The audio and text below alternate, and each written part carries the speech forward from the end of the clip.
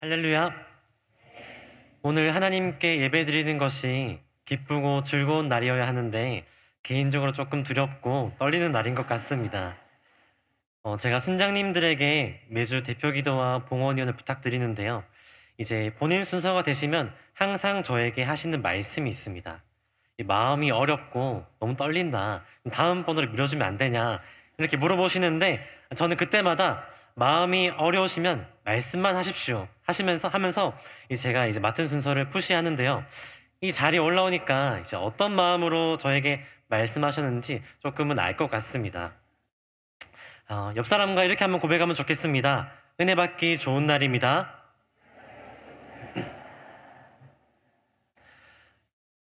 오늘 홍해 앞에서라는 제목으로 함께 말씀을 나눌 텐데요. 말씀 가운데 하나님께서 주시는 은혜를 가득 받으시기를 주님의 이름으로 소망합니다. 어떤 일을 처리해 나가고 해 나감에 있어서 사람마다 각자의 스타일이 있습니다. 어떤 사람은 신중하게 고민하고 구상하면서 천천히 해나가는 사람이 있는 반면에 반사적으로 몸부터 먼저 움직이는 사람이 있습니다. 물론 같은 사람이라도 어떤 일이냐에 따라서 일 처리 방법은 다르겠지만 자신의 고유한 스타일이 있기 때문에 보통은 자신의 성향대로 일을 해 나갑니다. 성도님들 보실 때에는 저는 어떤 스타일인 것 같나요? 저는 이제 깊이 생각하기보다는 몸부터 먼저 나가는 스타일입니다. 그래서 일단 먼저 시도해보고 안 되면은 그것을 어떻게든 돌파해 나가려는 성향이 있는 것 같습니다. 제가 이런 성향을 가지게 된 것은 몰래 제 고유의 성격일 수도 있지만 제가 살아온 삶에 영향을 좀 받은 것 같습니다. 저희 아버지께서는 현재 목사님이시지만은 이 사역하시기 이전에 이 사업을 하셨었는데요. 이제 사업을 하시다가 집이 조금 어려워지게 되었습니다. 점점 어려워지던 시기에 제가 대학교에 들어가게 되었는데요. 그때 저는 남들처럼 진로에 대한 고민을 오랫동안 한다든지 아니면 이제 휴학을 해서 여행을 다니고 이것저것 경험한다든지에 대한 시간과 여유와 물질이 부족했습니다. 그래서 앞으로 어떤 일을 하게 될지 모르겠지만 제게 주어진 이 학업을 쉼없이 달려나가서 빨리 마무리하여서 직장을 구하든지 아니면 어떤 다른 방향을 가지고 앞으로 계속해서 나아가려고 했었습니다. 왜냐하면 뒤를 돌아볼 여유가 없었기 때문입니다. 그래서 대학생활도 군대를 제외하고는 휴학이란 단어는 제 인생에 없었습니다. 그래서 대학원 생활을 하면서도 준비하면서 진학하여서도 계속해서 앞만 보고 달려왔습니다. 제 계획상으로는 이제 결혼도 일찍 해서 자녀도 많이 낳고 다른 사람들이 일반적으로 하는 것들을 나도 해보며 누리면서 살아야겠다라는 마음도 있었습니다. 그러나 제 인생에는 제 계획과 다르게 제동이 걸려서 앞으로 나아가지 못한 때가 여러 번 있었습니다. 제 성향상 그것을 돌파하기 위해서 애쓰고 노력했지만 이 사람의 힘으로는 할 수 없는 것도 있더라고요. 마치 오늘 본문의 이스라엘 백성들을 가로막고 있는 홍해처럼 제 인생에도 제 힘으로 건널 수 없는 큰 홍해가 저를 가로막고 있었습니다. 그래서 제가 강제로 선택하게 된 방법은 바로 기다림이었습니다. 하염없이 기다리는 것이 아니라 하나님의 뜻을 구하며 저의 앞길을 열어주시기를 기다리고 있었고 지금 또한도 기다리고 있습니다. 사랑하는 성도 여러분, 만약 여러분이 건널 수 없는 큰 홍해를 마주한다면 어떻게 하시겠습니까? 어떤 방법을 사용하시겠습니까? 나에게 크고 작은 홍해가 닥쳐왔을 때 내가 무엇을 할 수 있는지 오늘 출애굽기의 말씀을 통해서 함께 알아보고자 합니다. 홍해 앞에서 우리가 할 수 있는 것은 첫 번째로 기다리는 것입니다. 홍해 앞에서 우리가 할 수 있는 것은 기다리는 것이라 했는데 그렇다면 무엇을 기다려야 할까요? 오늘 본문 말씀 13절의 말씀 같이 한번 읽어보겠습니다. 시작. 모세가 백성에게 이르되 너희는 두려워하지 말고 가만히 서서 여호와께서 오늘 너희를 위하여 행하시는 구원을 보라. 너희가 오늘 본 애굽 사람을 영원히 다시 보지 아니하리라. 아멘. 함께 읽은 말씀처럼 하나님께서 여러분을 위하여 행하시는 구원을 가만히 서서 기다려라고 하십니다. 그런데 여기 13절에 나와 있는 가만히 서서라는 것은 아무것도 하지 않고 가만히 멍하게 서 있는 것이 아닙니다. 13절에 가만히 서서 이 단어의 히브리어 원문의 뜻을 살펴보면 자리를 지키다, 자기 자신을 굳게 세우다라는 의미를 가지고 있습니다. 즉, 수동적으로 하나님의 일을 가만히 지켜보는 것이 아니라 능동적으로 하나님의 역사하심을 기다리는 것입니다. 하나님 앞에서 자리를 떠나지 않는 것입니다. 이스라엘 백성들은 애굽에 내린 10가지 재앙과 불기둥과 구름기둥과 같은 하나님의 역사하심을 직접 보고 체험했습니다. 그러나 앞에는 홍해가 그들을 가로막고 있고 뒤에는 애굽의 군대가 몰려왔을 때에 처음에 그들은 두려워 하나님을 간절히 찾았습니다. 출애굽기 14장 10절 말씀에 이렇게 나와 있습니다. 바로가 가까이 올 때에 이스라엘 자손이 눈을 들어 본즉 애굽 사람들이 자기들 뒤에 이른지라 이스라엘 자손이 심히 두려워하여 여호와께 부르짖고. 그러나 그들의 마음은 하나님께 계속 머물러 있지 않고 두려움에 하나님을 멀리 떠나게 되었습니다. 우리 출애굽기 14장 12절 말씀 같이 한번 읽어보겠습니다. 시작. 우리가 애굽 사람을 섬길 것이라 하지 아니하더냐.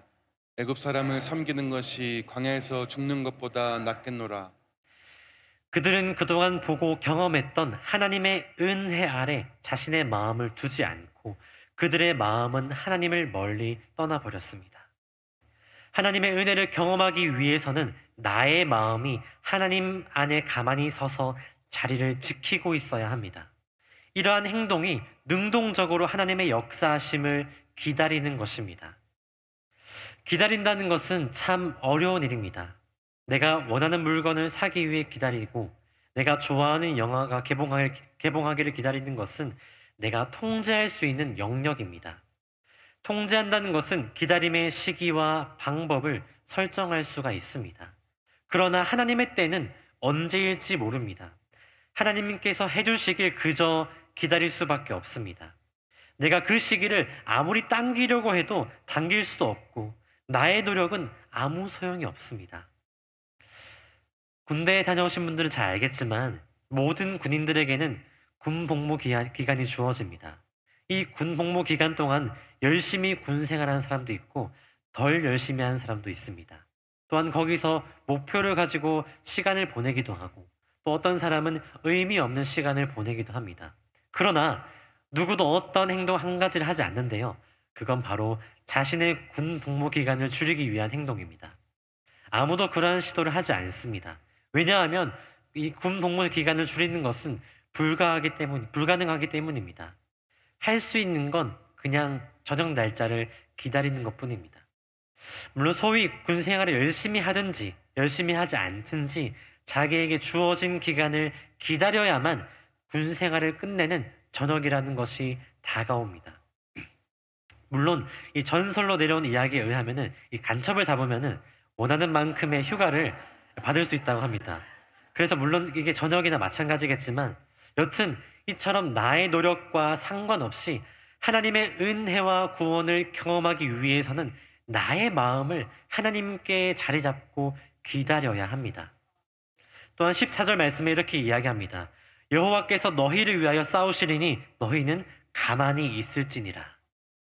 여기서 말하는 가만히의 원문의 의미는 13절과 조금 다릅니다. 14절에서 말하는 가만히는 잠잠하다, 침묵하다, 말이 없다의 의미를 가지고 있습니다. 조금 더 직역하면은 여호와께서 너희를 위하여 싸우시리니 너희는 아무 말도 하지 말고 잠잠코 있으라. 그런 뜻입니다. 하나님이 너희를 위하여 일하시고 하나님이 너희를 위해 싸우시는데 지금까지 너희와 함께한 하나님을 믿지 못하고 왜 불판을 내고 너의 마음과 의견을 내는 것이냐. 조용히 하라고 14절 말씀은 우리에게 말씀하고 있습니다. 기다린다는 것, 특히 시기를 알 수 없는 기다림은 그 끝이 보이지 않고 막막하기만 합니다. 그러나 기다림의 주체 되시는 분이 하나님이라면 우리는 기다릴 수 있습니다. 왜냐하면 하나님께서는 우리에게 말씀하시기를 그저 하염없이 기다리라고 하지 않으셨습니다. 가만히 서서 기다릴 때에 우리를 위하여 행하시는 구원의 역사를 행하신다고 말씀하셨고 약속하셨기 때문에 우리는 기다릴 수 있습니다. 홍해 앞에서 내가 할 수 있는 일은 하나님이 행하시는 일을 기다리는 것입니다. 시간이 지나서 기다림의 끝이 다가올 때에 하나님의 역사가 일어납니다. 그 타이밍에 저와 여러분이 해야 될 일이 있습니다. 그건 바로 용기를 내어서 한 걸음을 앞으로 나아가는 것입니다. 그래서 두 번째로 우리가 해야 될 것은 한 걸음을 내딛어야 합니다. 우리 15절 말씀 같이 한번 읽어보겠습니다. 15절 말씀 시작. 여호와께서 모세에게 이르시되 너는 어찌하여 내게 부르짖느냐 이스라엘 자손에게 명령하여 앞으로 나아가게 하고. 하나님께서 말씀하시기를 이제 더 이상 가만히 있지 말고 앞으로 나아가라고 말씀하십니다. 그런데 어디 앞으로 나아가라는 것입니까? 앞에는 홍해가 가로막고 있고 뒤에는 애굽의 군대가 따라오고 있습니다. 이스라엘 입장에서 하나님의 명령은 당황스러웠습니다. 그들 앞에 홍해의 바다가 있기 때문에 앞으로 나아가지 못하고 있는데 하나님은 앞으로 나아가라고 하는 것입니다. 만약 하나님의 명령대로 앞으로 나아간다면 홍해에 빠지게 됩니다. 하나님께서 본인들을 노예에서 출애굽시켜 주시고 10가지 재앙과 또한 기적들을 행하심과 베풀어 주신 은혜는 너무 감사하긴 하지만 이스라엘의 입장에서 생존이 그들 가운데 가장 중요한 일이었습니다. 또한 430년이라는 시간 동안 노예 생활을 했기에 그들의 마인드와 사고방식은 누군가 명령하고 시키는 일을 하는 수동적인 삶이 내재되어 있었습니다. 스스로 무언가를 주체적으로 해나가는 힘과 사고방식이 그들 가운데 부족했을 것입니다. 특히나 앞과 뒤가 막혀있는 상황에서 무언가를 하는 건 불가능에 가까웠습니다. 이스라엘 백성들과 다르게 능동적이고 진취적인 사람을 그 자리에 가져다 놓아도 홍해 앞에서 나아가라고 한다고 하면 그 또한도 아무것도 할 수 없을 텐데 당시 이스라엘 백성들은 오죽하겠습니까? 그럼에도 불구하고 그들이 취했던 방식은 10절 말씀에 두려움에 하나님께 부르짖었습니다. 무서웠기 때문에 자신들을 이끌어낸 하나님을 찾고 부르짖었지만 11절 말씀에 바로 모세를 원망하고 하나님을 원망하였습니다. 믿음의 관점으로 바라볼 때에 절망의 순간에 드러나는 믿음이 진짜 믿음입니다. 하나님을 믿는 많은 사람들은 하나님을 믿으며 예배도 잘 드리고 말씀도 잘 보며 열심히 신앙생활하는 것 같지만 나의 살아가는 방식과 태도가 옳지 못하다거나 나의 생활 속에 진짜 어려움이 찾아와 하나님을 믿고 그분을 신뢰해야 할 순간에 믿지 못한다면 진짜 믿음이 아니라는 것입니다. 그러나 나의 불완전한 믿음에도 불구하고 하나님께서는 우리의 믿음 없음을 알고 계시며 급할 때만 하나님을 찾는 우리의 부르짖음에도 응답하시는 사랑의 하나님이라는 것을 여러분들 깨달으시길 소망합니다. 이스라엘 백성들은 하나님과 모세를 원망하였지만 하나님은 그들의 작은 부르짖음과 신음소리를 들으시고 어떻게 해야 하는 방법을 알려주셨습니다. 그것은 바로 한 걸음 앞으로 나아가는 것이었습니다. 홍해 앞으로 한 걸음 나아간다는 것은 우리가 문제 속으로 나의 발자국을 집어넣는 것입니다. 사실 홍해를 그냥 갈라주시기만 하면 내 믿음 없음을 하나님께 보이지 않아도 되고 반대로 하나님도 그들의 믿음 없음을 보고 실망하지 않으셔도 되는데 하나님께서는 왜 문제를 바로 해결해 주시지 않고 우리의 믿음과 한 걸음을 보시는 걸까요? 그 이유는 어려움을 통해서 하나님을 신뢰하고 우리의 믿음이 더 성장하고 성숙해지길 원하시기 때문입니다. 그런데 성장하고 성숙해 되는 방법이 막무가내이거나 비인격적인 방법을 하나님께서 우리에게 사용하지 않으신다는 것입니다. 이스라엘 백성들은 출애굽하여서 총 2번의 물을 건너게 됩니다. 첫 번째 물은 오늘 본문의 말씀인 홍해바다, 두 번째는 요단강입니다. 홍해를 건널 때에는 출애굽 바로 직후의 일이라 그들은 아직 어린아이와 같은 믿음을 가지고 있었습니다. 하나님께서 앞으로 나아가라고 말씀하셨지만 그들의 발이 물에 닿기 전에 모세의 지팡이를 통해서 바다가 갈라지고 젖은 땅이 아니라 마른 땅을 걷게 하셨습니다. 발에 물이 젖지 않게 하셨습니다. 시간이 지나서 여호수아 3장에서 이스라엘 백성들은 요단강을 건너야 하는 상황이 왔습니다. 요단강은 홍해 바다만큼 깊고 넓진 않았지만 동일하게 사람의 힘으로 건널 수 없는 곳이었습니다. 물살이 세기 때문에 잘못하다가는 물에 빠져서 물살에 휩쓸릴 수 있는 상황이었습니다. 그런데 이번에는 물을 바로 갈라주시는 것이 아닙니다. 우리 여호수아 3장 15절과 16절 말씀 같이 한번 보겠습니다. 시작. 이 요단이 곡식 거두는 시기에는 항상 언덕에 넘치더라. 배를 맨 자들이 요단에 이르며 배를 맨 제사장들의 발이 물에 잠기자 곧 위에서부터 흘러내리던 물이 그쳐서 제사장들의 발이 물에 잠기자 흘러내리던 요단강의 물이 멈췄습니다. 만약 현재의 출애굽기 14장의 이스라엘이라면 하지 못했을 믿음의 역량입니다. 출애굽기부터 여호수아 3장까지의 기간 동안 이스라엘의 믿음과 신앙은 조금은 성장했던 것 같습니다. 이스라엘은 물을 건널 때마다 그들의 장소와 신분이 변화했습니다. 홍해를 건너기 전에는 노예였다가 홍해를 건너자 나그네가 되었습니다. 그리고 요단강을 건넜을 때에는 가나안 땅에 도착하여서 정착민이 되었습니다. 물을 건널 때마다 변한 것은 그들의 장소와 신분뿐만 아니라 하나님을 믿는 믿음이 조금씩 성장하였습니다. 이처럼 우리 앞에 놓인 크고 작은 홍해를 믿음으로 한 걸음 한 걸음 내디딜 때에 하나님을 향한 믿음과 신앙이 커질 줄 믿습니다.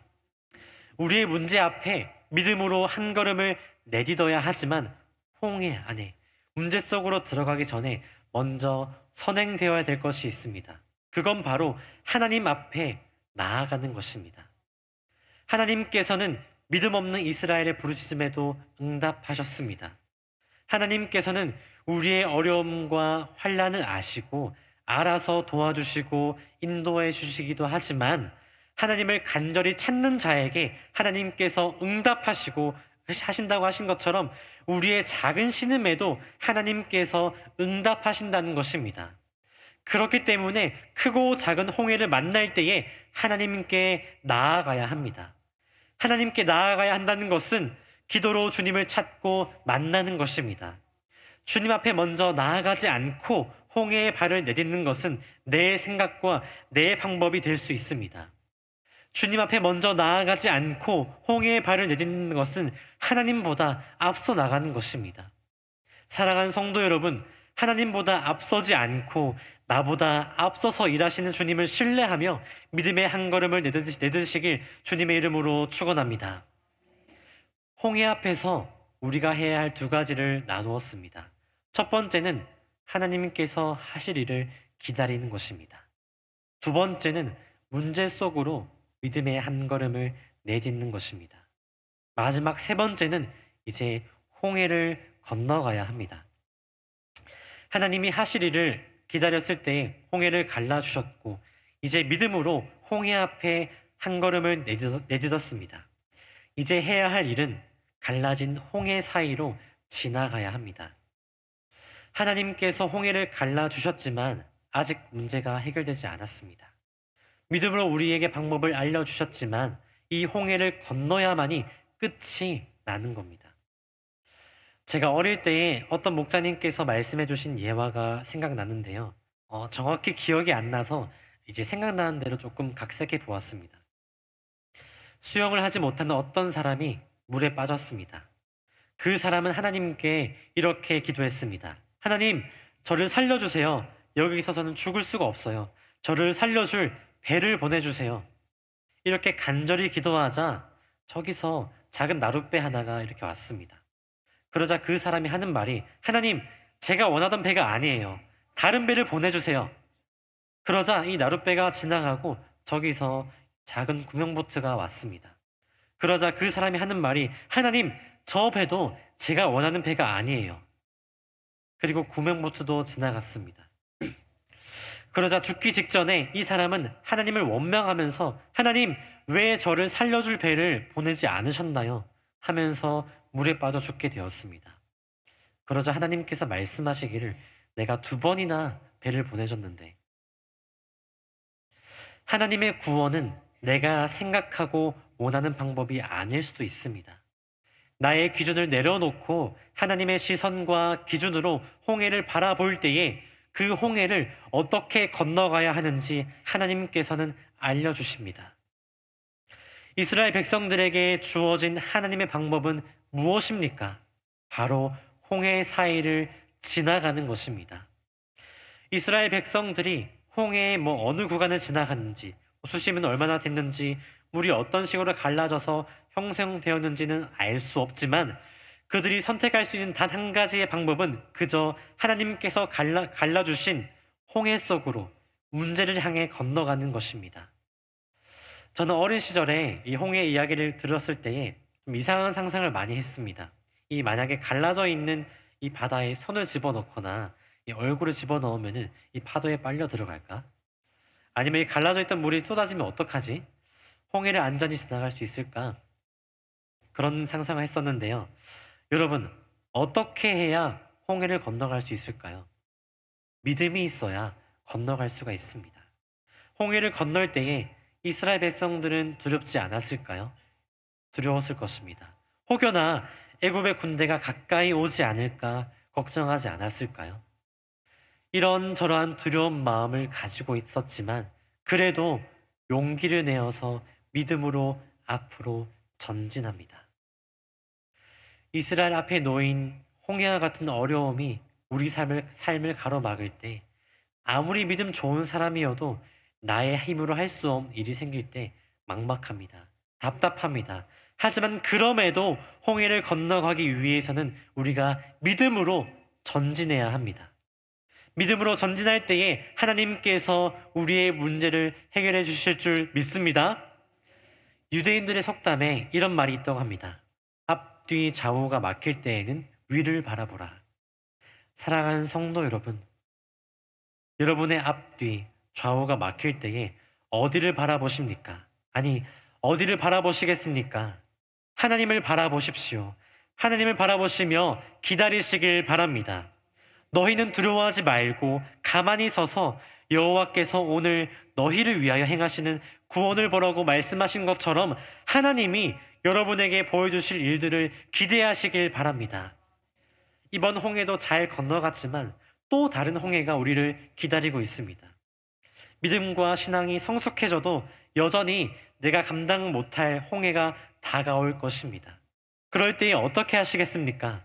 하나님의 역사하심을 기다리고 믿음으로 한 걸음을 내딛고 나서 홍해를 건너시길 바랍니다. 그리하여서 홍해 앞에서, 홍해 속에서 홍해를 건널 때에도 하나님과 동행하시는 믿음의 사람이 되시길 간절히 소망합니다. 함께 기도하겠습니다. 하나님, 이 시간 가운데 함께 기도하기 원합니다. 하나님, 우리가 나의 힘으로 건널 수 없는 어려운 홍해들이 내 삶 가운데 가로막을 때에 하나님의 역사하심을 기다리고 믿음으로 한 걸음을 내딛고 홍해를 건너가서 하나님의 역사하심과 하나님께서 나와 함께 하심을 믿는 그런 성도님들 될 수 있도록 주님 인도하여 주시옵소서. 감사합니다. 예수님의 이름으로 기도드립니다. 아멘.